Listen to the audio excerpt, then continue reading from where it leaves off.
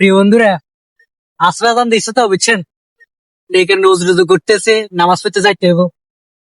আসলে মূলত বন্ধুদেরকে নিয়ে হাঁটতে আসছে আর কি, রাস্তা থেকে হাঁটতে আসছে। তো পরবর্তীতে আসলে আজান দিয়ে লাইছে, এখন ওদু টুদু করে লিতেছে। এখান থেকে ওই যে পাইপের ওই যে আপনার ওই যে ফসলের মধ্যে যে পানিতে খেতে পানিতে যে এখানে পাইপের এখান থেকে দেখতে দেখতে পানি যাইতেছে খেতের দিকে। তো চিন্তা করলাম মজুরি এখানে করিলে ফরজে নামাজটা করিলে এই আর কি। তো সবাই রোজা রমজানের দিন সবাই নামাজ টামাজ পড়বেন ঠিক মতো, আমল টামাল করবেন, বুঝছেন নি? এই রমজান মাসটা হচ্ছে সবচেয়ে বেশি শ্রেষ্ঠ মাস। এই রমজান মাসে তো একটু আমল বেশি করতে হবে। এইটার থেকে শিক্ষা নিতে হবে, এরপর পরবর্তীতে সারা বছর আপনি ইবাদতের মধ্যে নিজেকে নিয়োজিত রাখবে। তবে এই মাসটার মধ্যে আপনি মনে করেন একটু বেশি সবাই একটু করে বেশি।